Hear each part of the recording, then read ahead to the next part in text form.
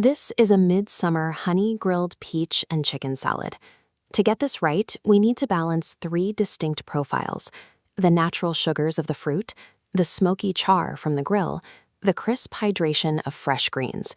Most home cooks try to make this and end up with a soggy, unappetizing pile.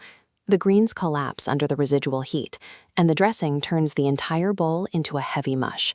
Hitting cafe quality requires treating this dish like an architectural project. The ingredients matter, but the sequence of assembly dictates whether the dish succeeds or fails. We have to map out our tools before we touch the heat. This diagram outlines our exact required setup: a preheated grill pan, mixing bowls, a whisk, tongs, and pre-measured ingredients grouped by their phase of cooking. By organizing the workspace in advance, we ensure rapid execution. If we search for tools while the chicken is hot, our window closes, the greens wilt, and the ideal texture is lost. Step 1 is the marinade. Combine 2 tablespoons of honey, a tablespoon of olive oil, lemon juice, minced garlic, salt, and pepper. Coat the chicken breasts completely and let them sit for 20 to 30 minutes to absorb the mixture. While the protein rests, we build the vinaigrette. The base is honey, Dijon mustard, apple cider vinegar, and olive oil. The challenge here is forcing the oil and vinegar, two liquids that naturally repel each other, to bind. To solve this, we rely on kinetic energy. You need to whisk vigorously, breaking the oil into microscopic droplets so the Dijon and honey can trap them in suspension. You will see the transformation happen in real time. Watch as the separate watery layers whip together into a thick, uniform golden cream. This emulsion acts as a glue. Instead of breaking apart and pooling at the bottom of the bowl, a properly emulsified dressing clings evenly to every single leaf. Step 2 takes us to the grill pan, preheated to medium-high.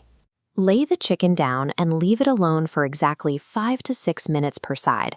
Once it reaches a safe temperature and is cooked through, pull it off the heat immediately.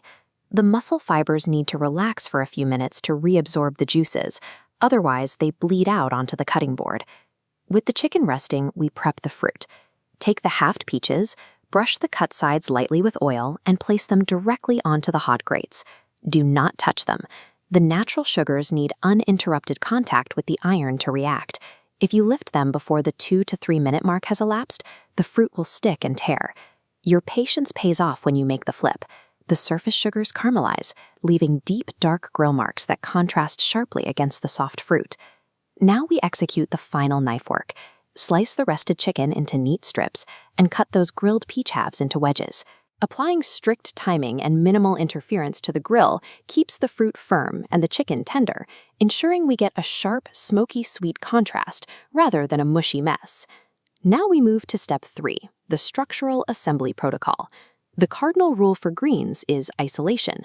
Take your arugula and toss it with a very light splash of the vinaigrette, doing this completely separate from the chicken and peaches. This blueprint starts with a flat green layer acting as a foundational bed.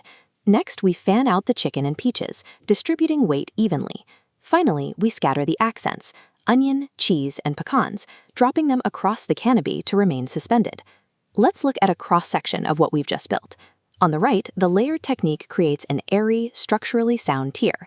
On the left, the standard dump and stir method traps and crushes the greens under dense weight. This deliberate spatial distribution ensures that every forkful captures a precise ratio of sweet fruit, savory meat, and crisp crunch, all while keeping the salad's structural integrity perfectly intact.